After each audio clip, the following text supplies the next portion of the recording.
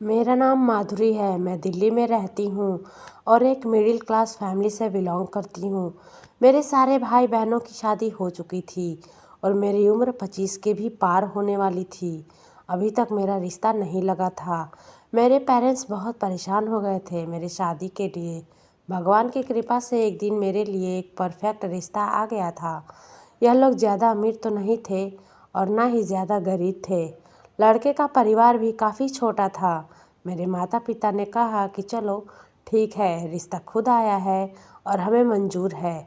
क्योंकि हर बार मेरे साथ ऐसा होता था, लड़के वाले मुझे पसंद कर लेते थे तो मेरे माँ बाप को लड़का या उसकी फैमिली में कोई ना कोई दिक्कत नज़र आ जाती थी।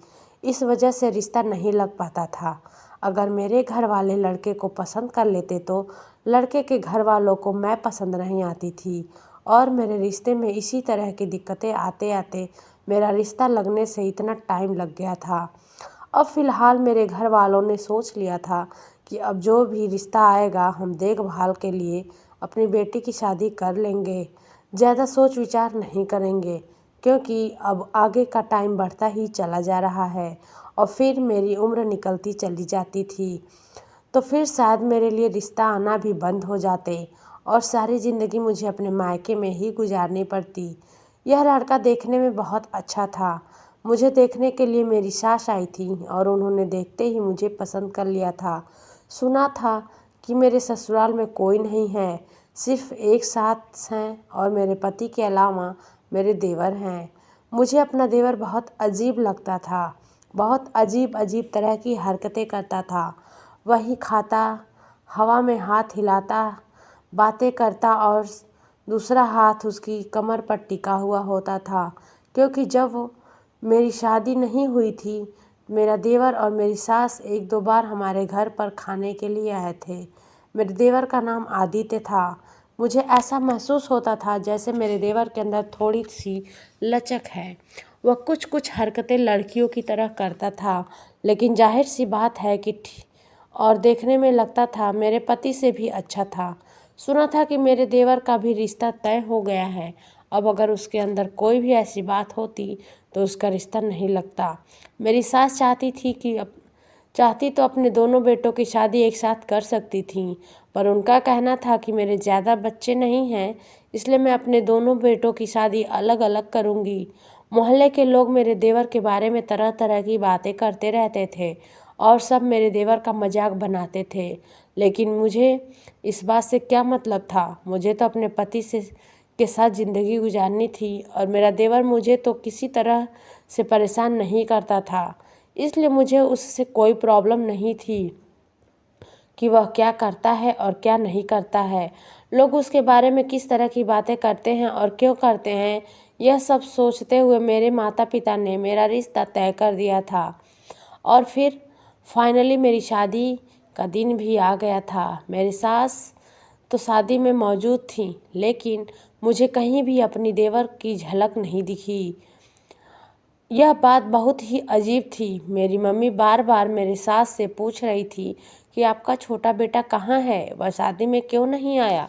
तो मेरी सास ने कहा कि उसकी तबीयत बहुत ज़्यादा ख़राब हो गई है, इसलिए वह शादी में नहीं आ सका।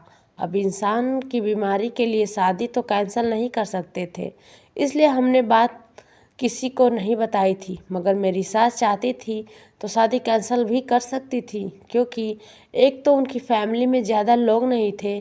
जब देवर की तबीयत ठीक हो जाती तब शादी हो जाती, और वैसे भी शादी के 2-3 दिन ही तो आगे पीछे हो जाते। इसमें कौन सी बड़ी बात थी। मैं विदा होकर अपने ससुराल आ गई थी। मैंने देखा कि मेरी सास बहुत अच्छी औरत है।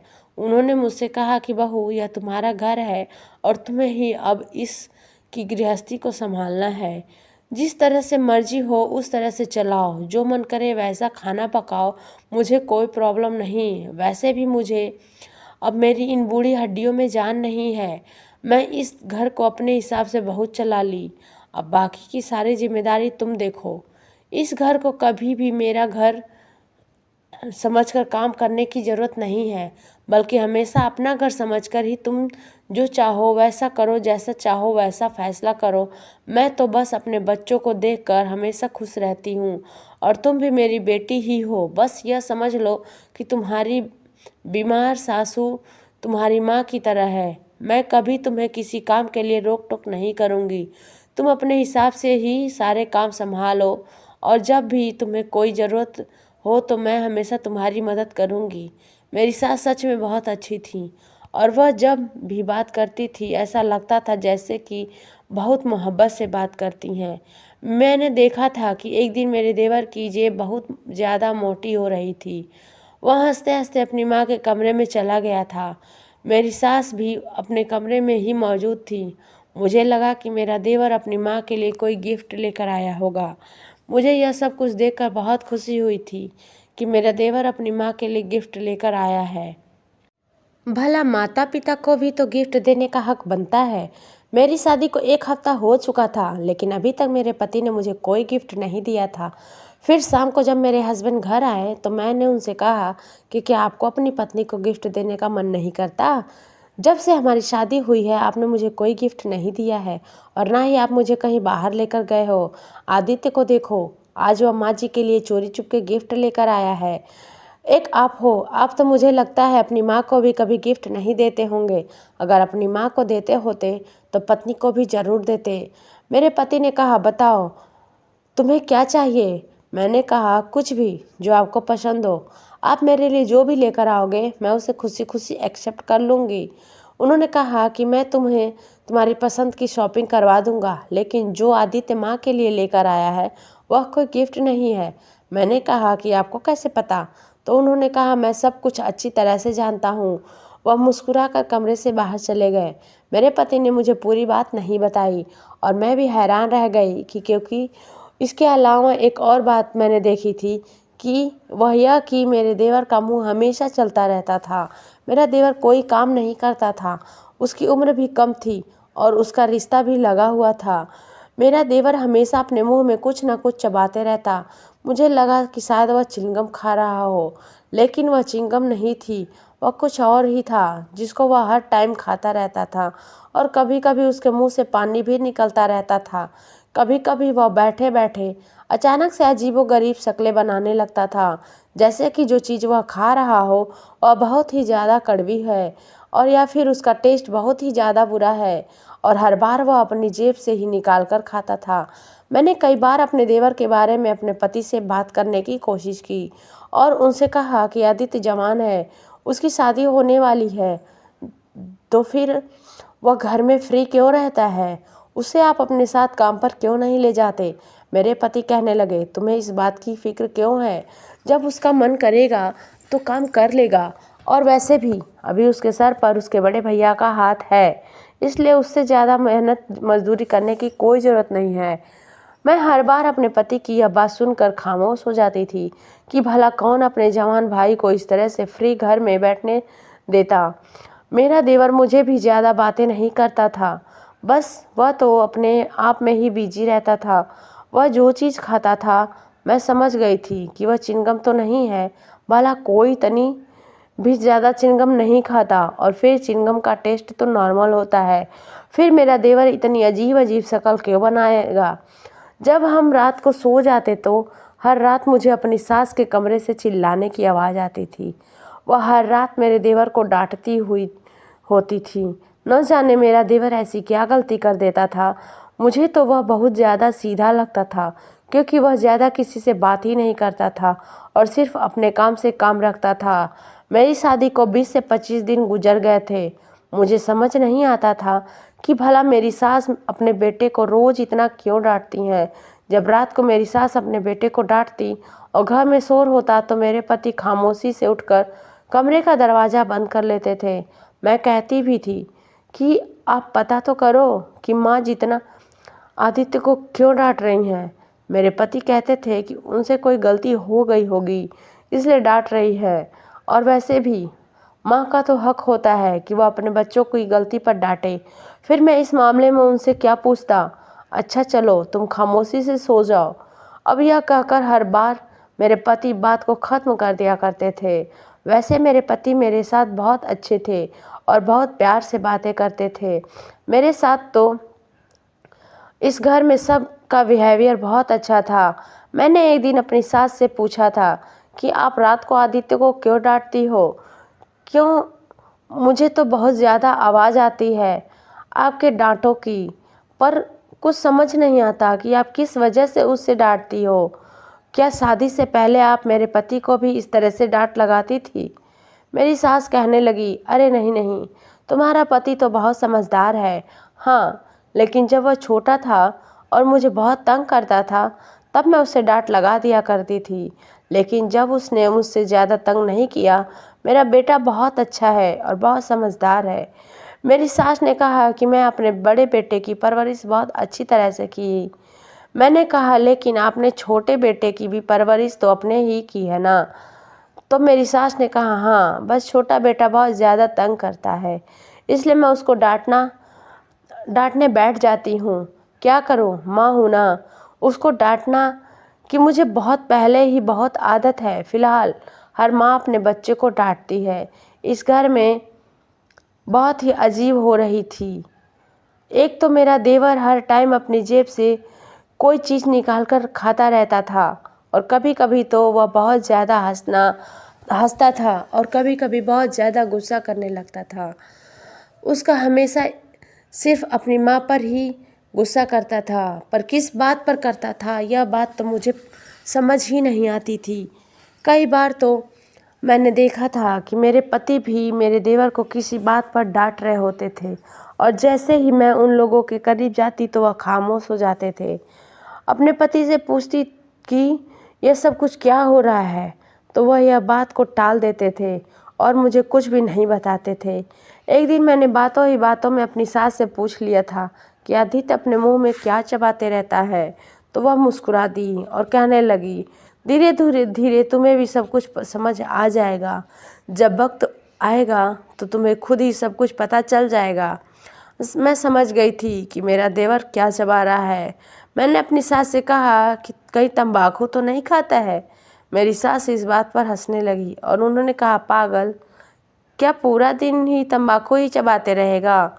अगर यह पूरा दिन तंबाकू खाता रहता तो अभी तक भगवान को प्यारा हो जाता।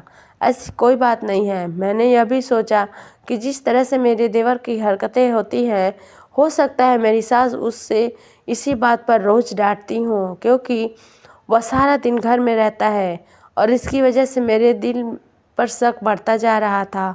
मेरी सास चाहती होगी कि वह काम पर जाए, बाहर जाकर कोई काम काज करे, पैसे कमाए, और इस जमाने वाली बात तो मेरी सास ने कहा कि तंबाकू नहीं चबाता। मैंने कहा, फिर रोज़ आप रात को आदित्य को क्यों डांटती हो?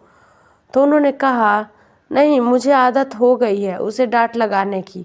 वो मेरा छोटा और लाडला बेटा है, इसलिए मैं उसे बहुत संभाल कर रखना चाहती हूँ। उसे हमेशा समझाती रहती हूँ कि किस काम को किस तरीके से करना है। मेरी सास कहती थी कि तुम अपनी गृहस्थी पर ध्यान दो, अपने पति का हमेशा ख्याल रखो। कहीं हम दोनों माँ बेटे के लड़ाई के चक्कर में तुम मेरे बड़े बेटे से लड़ाई झगड़ा मत कर बैठना। एक दिन मैंने सोचा कि आज मैं सारे घर के कपड़े धो लेती हूँ।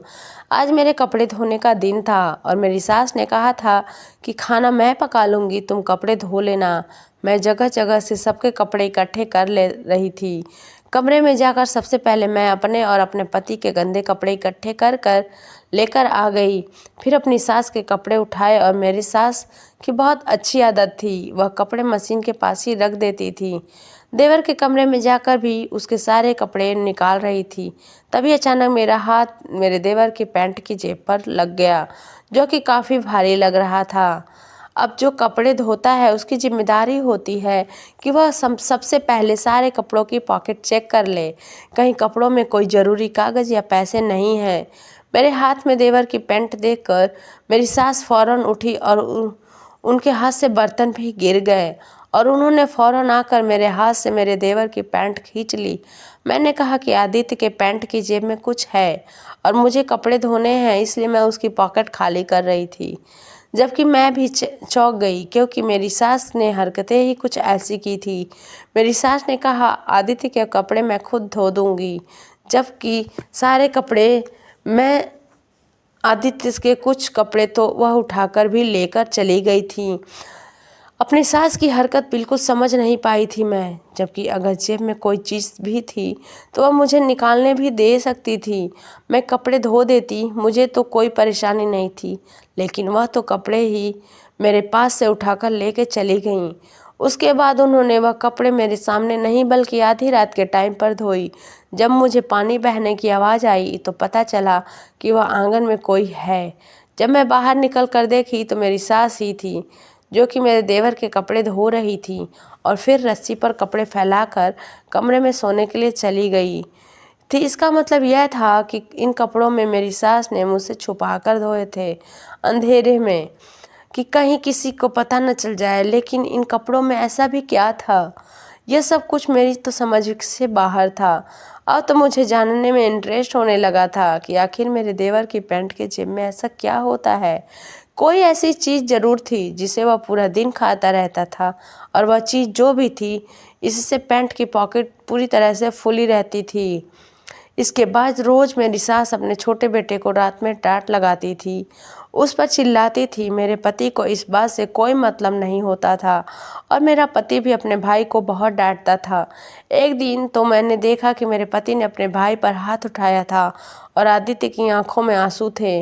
मैंने जैसे ही अपने पति को ऐसा करते हुए देखा, फौरन जाकर उन्हें रोकने की कोशिश की तो मेरे पति ने मुझे डांट दिया और कहा कि तुम हमेशा जासूसी करती रहती हो, जाओ कमरे में, तुम इस मैटर में बोलने की तुम्हें कोई ज़रूरत नहीं है। मुझे अपने पति की हरकत पर बहुत गुस्सा आया था और मैं अपने कमरे में आ गई। भला यह माँ बेटा आदित्य के पीछे क्यों पड़ रहते हैं। उसी रात को हम दोनों पति पत्नी सो रहे थे और कमरे का दरवाज़ा बजा।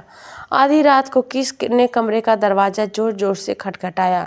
मेरे पति की शक्ल भी अजीब सी हो गई थी, क्योंकि हम लोग बहुत गहरी नींद में सो रहे थे। मेरे पति उठते हुए कहने लगे कि यह क्या मुसीबत आ गई।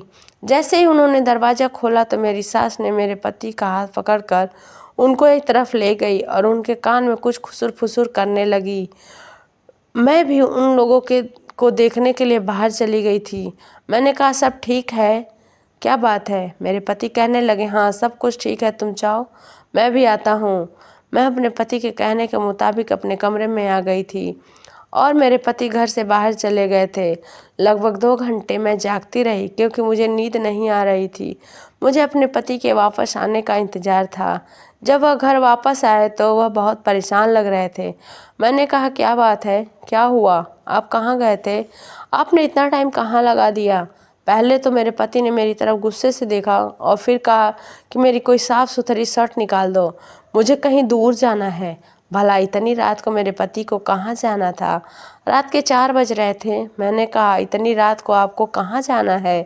तो मेरे पति ने मुझसे इतना कहा कि आदित्य नहीं मिल रहा है, पता नहीं कहाँ चला गया है।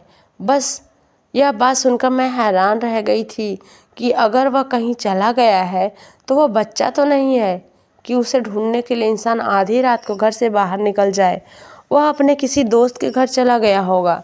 लेकिन मेरे पति ने कहा कि नहीं, तुम नहीं समझोगी, यह बात बहुत परेशान करने वाली है।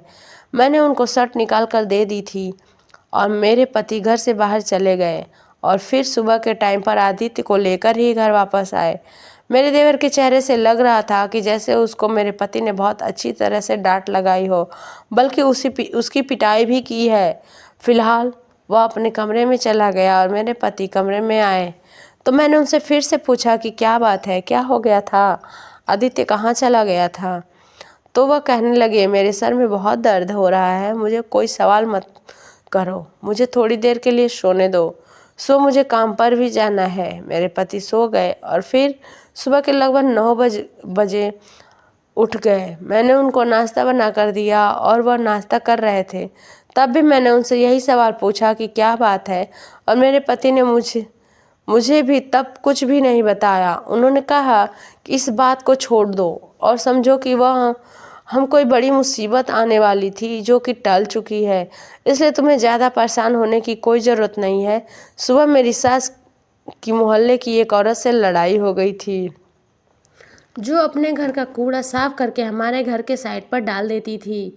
मेरी सास साफ करके हमारे घर के साइड पर डाल दी, क्योंकि वह औरत बहुत ही ज़्यादा लड़ाई कर रही थी और इस लड़ाई में उस औरत ने बड़ी ही अजीबोगरीब तरह की बातें करनी शुरू कर दी। आखिर में उसने कहा कि तुम्हारे घर में है ही कौन जो तुम आवाज़ देकर बुला रही हो? इस घर में तो सारे नामर्द ही रहते हैं। यह बात सुनकर मुझे बहुत हैरानी हुई। फिर मैंने सोचा कि गुस्से में है इसलिए वह इस तरह की बातें कर रही है, और इस औरत ने लड़ाई में इतनी बड़ी बात कर दी। बहुत ही बदतमीज़ औरत थी।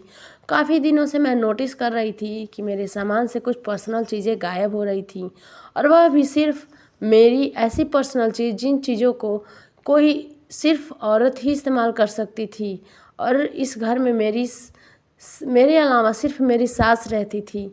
फिर मैंने सोचा कि मेरी सास इस उम्र में इस तरह की चीज़ें इस्तेमाल क्यों करेंगी? जब किसी लड़की की नई नई शादी होती है तो उसे बहुत सामान मिलता है। मुझे भी बहुत सारा सामान मिला था, लेकिन मैं सामान के मामले में लापरवाह नहीं थी, और कुछ मेकअप की चीज़ और ज्वेलरी वगैरह, तो कुछ आर्टिफिशियल की भी वह चीज़ जो गायब हो रही थी, और मुझे कुछ भी नहीं मिल रहा था। मेरी एक नई साड़ी भी गायब हो गई थी। मैंने इस बारे में अपनी सास को कुछ नहीं बताया कि वह मेरे बारे में क्या सोचेंगी कि बहू कितनी लापरवाह है।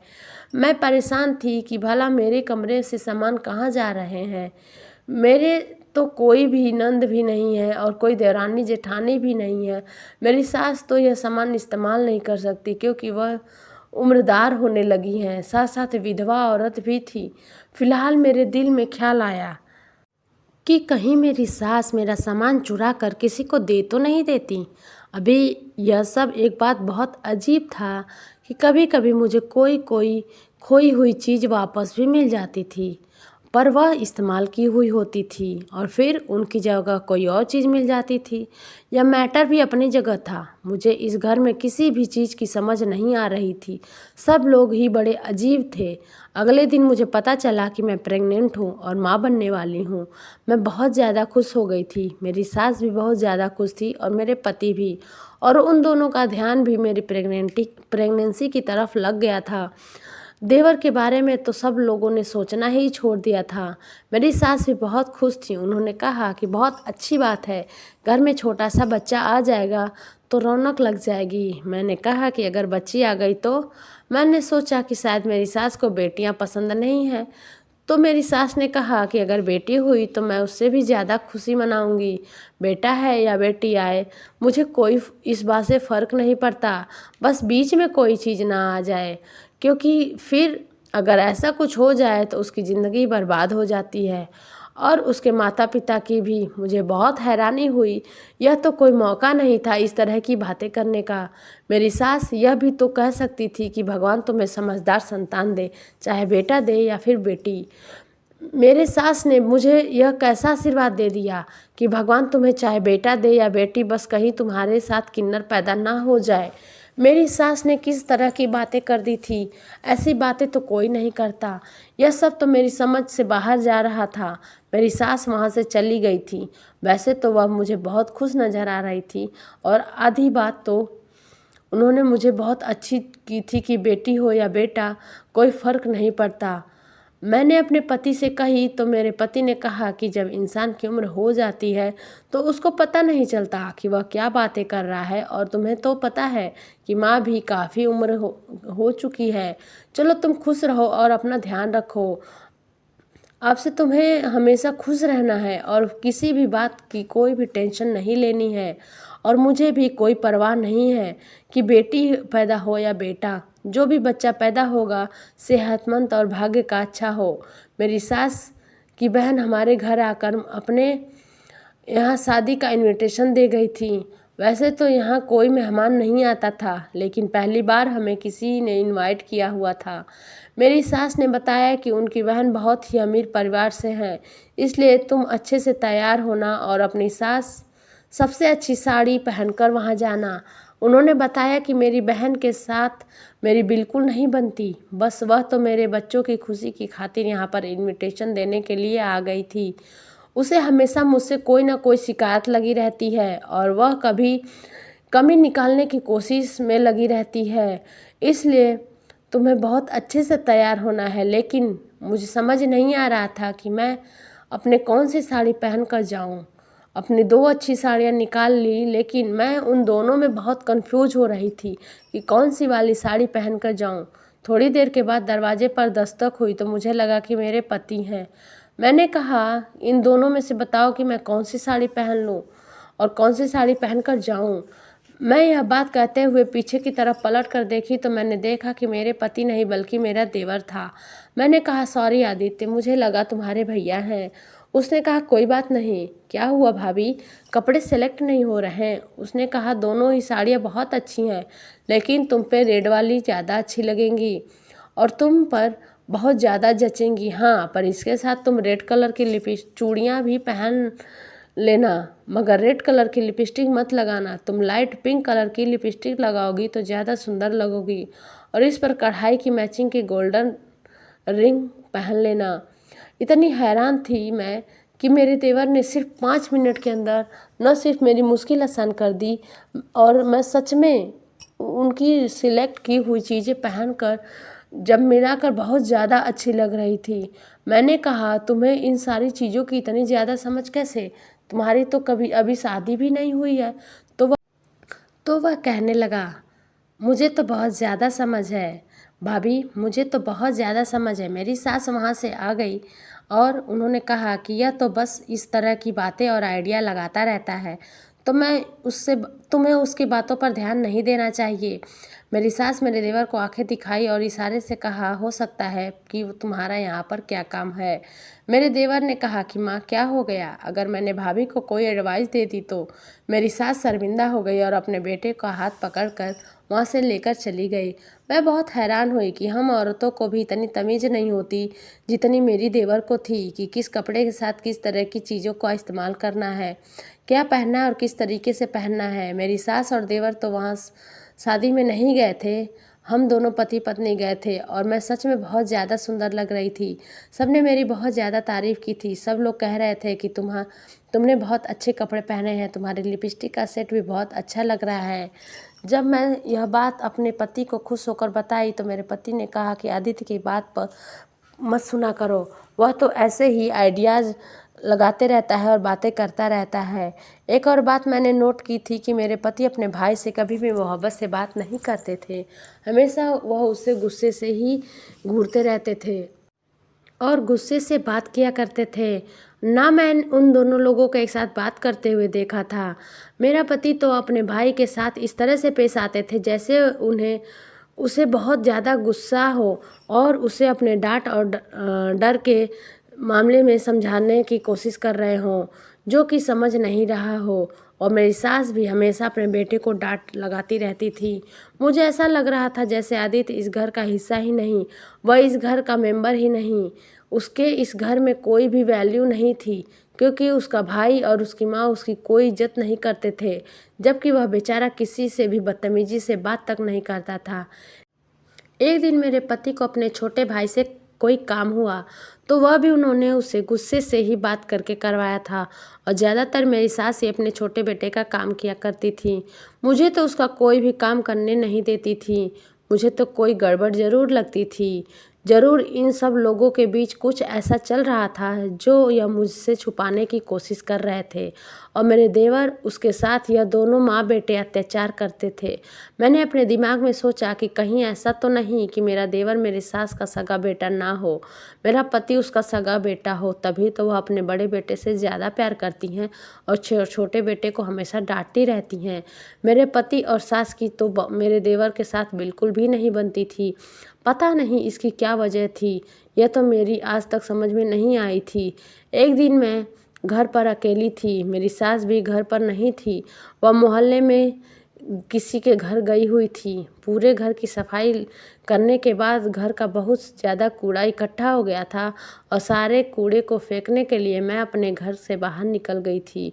वहाँ गई तो वहाँ पर बड़ा सा डस्टबिन रखा हुआ था, जो कि हमारी गली के सारे घरों के सामने रखा हुआ होता था।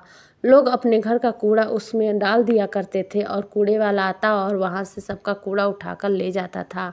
मैं डस्टबिन के अंदर कूड़ा डालने गई तो मैं हैरान रह गई कि क्योंकि डस्टबिन के अंदर पहले से ही मेरे देवर के 2-3 जीन्स पड़ी हुई थी, जो कि वह पहन रहा था और मैंने उसे पहनते हुए देखा हुआ था। मैंने उसके कपड़ों को उठाया तो बहुत ही भारी लग रहा था। मैं वह जीन्स उठाकर साथ अपने घर में लेकर चली आई, क्योंकि आज मुझे देखना था कि मेरे देवर के कपड़ों के अंदर ऐसा क्या होता है। मैं बड़ी सावधानी के साथ कमरे का दरवाज़ा अंदर से बंद कर ली, क्योंकि इस टाइम मेरे पति के घर आने का टाइम हो रहा था और मेरी सास पड़ोस में गई थी। हो सकता है कि मौके पर वो भी आ सकती थी। मैं उनसे कह देती कि कमरे के अंदर दरवाज़ा बंद करके कपड़े चेंज कर रही थी, लेकिन मैं जल्दी जल्दी पैंट के जेब में वह सामान निकालने लगी तो उसके अंदर जो चीज़ थी वह देखकर मैं हैरान रह गई, क्योंकि उसकी जीन्स के पैंट में के जेब में कोई एक चीज़ नहीं बल्कि काफ़ी सारी चीज़ें मौजूद थीं। एक चीज़ तो ऐसी ऐसी थी जिसे देखकर मैं हैरान रह गई, वह थी इमली। मेरा देवर इमली खाया करता था, लेकिन इमली तो सिर्फ लड़कियां ही शौक से खाती हैं। और दूसरी चीज़ थी कि मेरी लिपस्टिक, जो काफ़ी दिनों से मुझे नहीं मिल रही थी, और मेरे इयररिंग भी, जिनको मैं काफ़ी दिनों से ढूंढ रही थी। मैं बहुत हैरान थी मेरे देवर की पैंट के जेब में ये सब चीज़ें क्या कर रही थी, वह भी ऐसी चीज़ें जिससे श्रृंगार किया जाता है। फिर मैं अपने दिमाग पर जोर दी और मेरा देवर थोड़ी लचक कमर वाला था। यह बात तो सभी जानते थे कि इसके अलावा मेरा देवर इमली भी खाया करता था और उसको लड़कियों की चीज़ों के बारे में बहुत ज़्यादा पता था। यह सब बातें तो किसी और तरफ से इशारा कर रही थीं, लेकिन ऐसा कैसे हो सकता था। शाम हुई तो मैंने यह बात अपनी सास को बता दी और फिर अपने देवर की जीन्स की पैंट में भी दिखा दी और सारा सामान भी दिखा दिया जो उसके कपड़ों में से निकला हुआ था। मेरी सास ने कहा कि चलो मैं तुम्हें आज सब कुछ बता ही देती हूँ, क्योंकि आज तुम हमारे परिवार का ही हिस्सा हो। वैसे भी कभी ना कभी तो यह बात तुम्हारे सामने आएगा ही, पता तो चल ही जाना है, और अच्छा हुआ तुम्हें जल्दी ही पता चल गया। मेरी सास कहने लगी कि पता नहीं तुम क्या क्या सोचती होगी। मैंने कहा कि मैं बहुत हैरान हूँ, आप लोग मुझसे बातें छुपाते हो क्यों? इस घर में जो भी हो रहा है मुझे तो पता होना चाहिए। अपने पहले दिन ही कहा था कि यह घर मेरा भी घर है। मेरी सास ने मेरे सर पर हाथ रखा और कहा कि बेटा, मैं तुम्हें एक बात बताती हूँ, तुम परेशान मत हो। और फिर उन्होंने मुझे एक ऐसी बात बताई जिसे सुनकर मैं बहुत ज़्यादा हैरान हो गई थी। उन्होंने कहा तुम्हारा देवर मर्द नहीं बल्कि नामर्द है। मैं बात सुनकर चौंक गई थी। मैंने कहा लेकिन आपने तो आदित्य का रिश्ता लगाया हुआ है। मेरी सास कहने लगी उसका रिश्ता मैंने सिर्फ उसको डराने के लिए लगा दिया था, ताकि उसे यह बात महसूस हो जाए कि वह मर्द है और सारे रिश्तेदारों में यह बात फैला दे कि अपने छोटे बेटे का रिश्ता लगा दिया, ताकि लोगों को भी पता चले कि मेरा बेटा नामर्द नहीं है।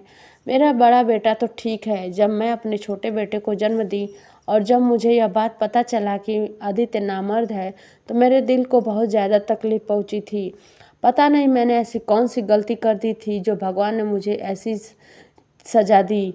आदित्य की वजह से मेरी ज़िंदगी बर्बाद हो गई। मैं बहुत ज़्यादा परेशान हो गई हूँ उसको लेकर, क्योंकि उसका बस एक ही मकसद है कि किसी तरह से लड़की बन जाऊँ।